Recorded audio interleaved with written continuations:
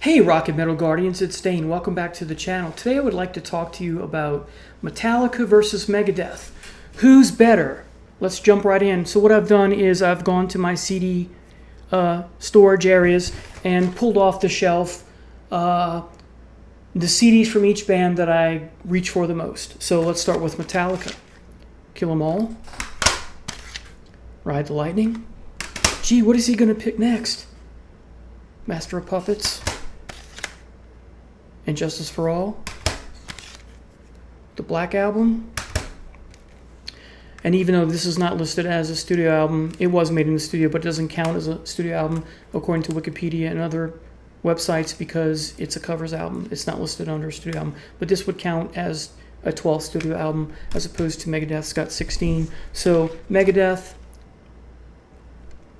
That Was Killing Is My Business and Business Is Good.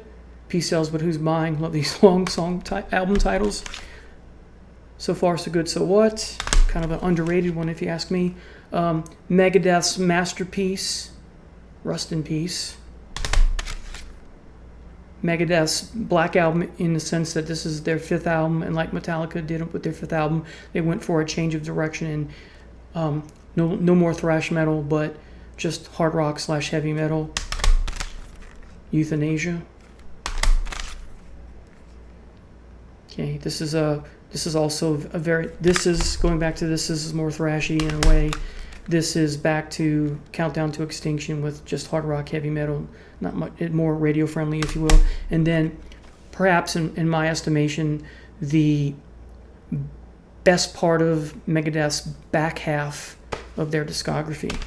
Now, before I get into which band I think is superior, I want to talk about their some of their live releases. So we'll start with Metallica again. So Metallica's first live release was back in the 90s, I believe. It was a box set, live, curse word, binge and purge, and in that set you had a 3-disc set and 3 DVDs, and then they re-released it with just the 3 CDs. I unfortunately waited too late to get either one before they went out of print.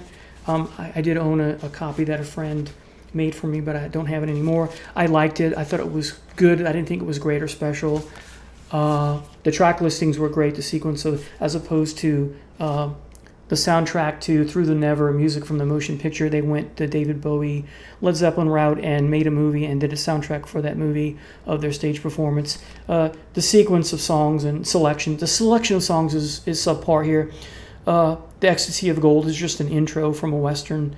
Don't Need Fuel, it's great for NASCAR, I don't need that. The Memory Remains is a track I don't care for, nor is Wherever I May Roam. I don't like Cyanide. The greatest thing about this thing is that I don't care for Nothing Else Matters either. The great thing about this is that it ends in Orion.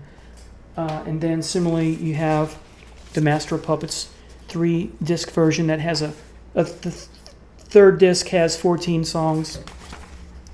And then similarly, and Justice for All 3-disc set has a bonus disc. The third disc is also live tracks. It has 12 songs. So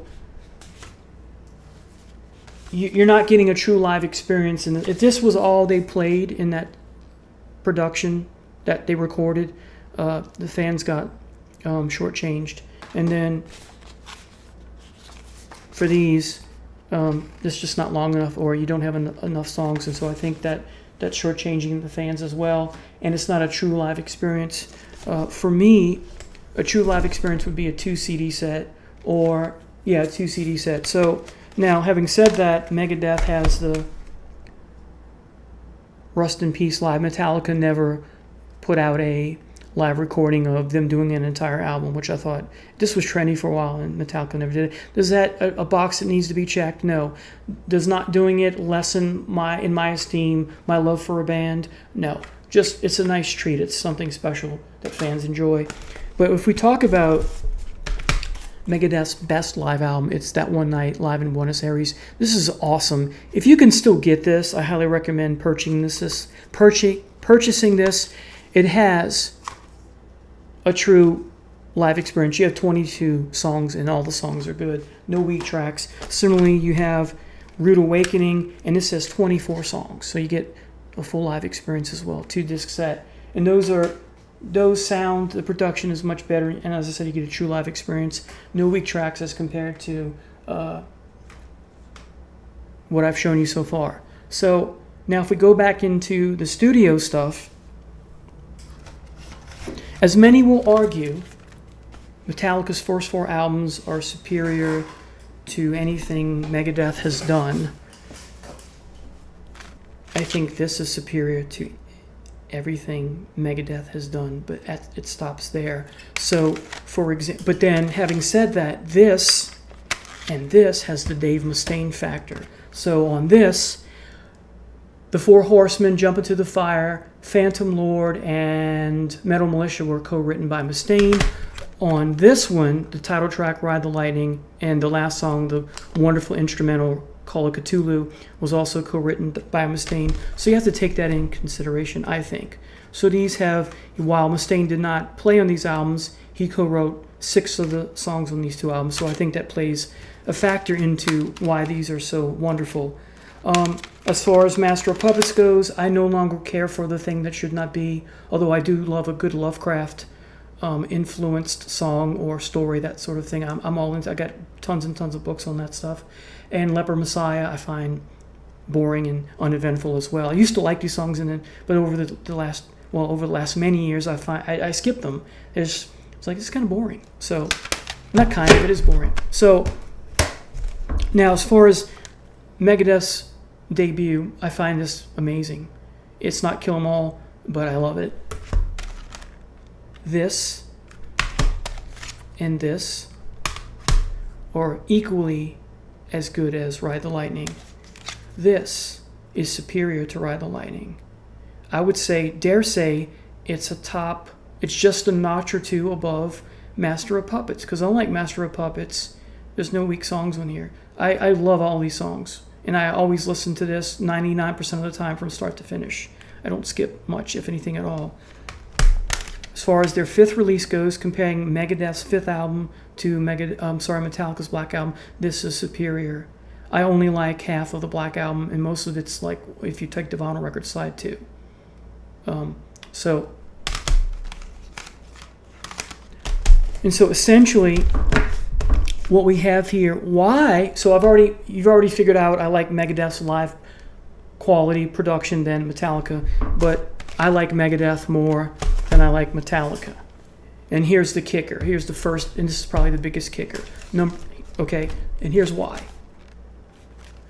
When it comes to Megadeth, as I said, these are the ones I most frequently reach for, but I also reach for the rest of their catalog. Okay? Metallica, this is all I reach for. 6 albums. Megadeth has 16 albums. I reach for all of them. I just reach for some more than others. But as far as Metallica goes, this is it. This is it, folks. I don't care for... I only like half of the Black Album. Let's see. I don't like Load or Reload except for The Outlaw Torn. So 1 song on those 2 albums. That's it. I don't care for Saint Anger. The production is terrible. Bob Rock, I don't like the way he plays the bass. I don't like the drums. The songs don't do anything for me, despite the production and the bass. There's nothing that grabs my attention and keeps it. It's just, let's see. Death Magnetic, I like maybe 3 songs. The EP Beyond Magnetic, maybe half of that. So 2 or 3 songs. It's not something I've reached for in, I can't remember how long it is. It's just not something I play anymore. I don't care to hear it. I don't care to hear the full album, Death Magnetic. And Hardwired to Self-Destruct. The only thing I like about that album is the solos. That's it. I'm not going to listen to an album just to hear the solos. Everything on there, except for the solos, is uneventful and unmemorable. And then finally, the last album, 72 Seasons. I like the last track, Inamorata, but that's it.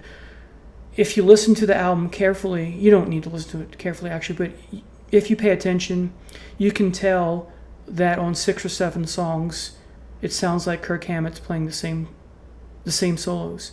Inamorata I like because the whole song is great, whether you're talking about Kirk's playing and the singing and what Lars Ulrich is doing and what Trujillo is doing, if I'm pronouncing his name correctly.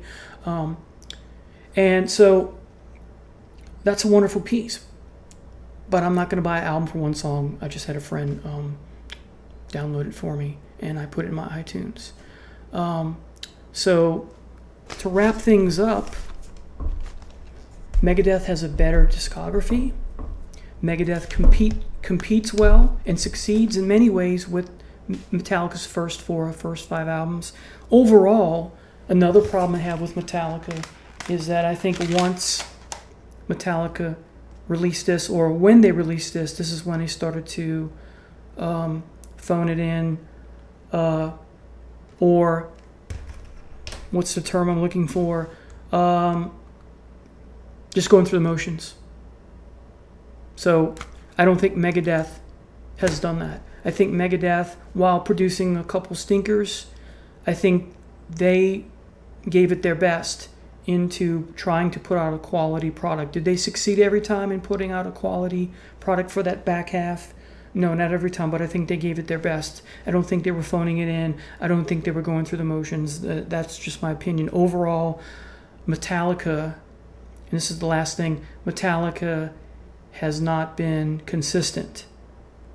Megadeth and Metallica both went through experimenting phases. The difference is that Megadeth ultimately went back to their bread and butter, went back to that heavier type of music. So there you have it, everybody. I prefer Megadeth over Metallica.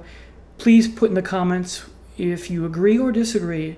A lot of people like Metallica over Megadeth, and I get it. Hey, it's your opinion. I respect that. Thanks for watching. Appreciate it.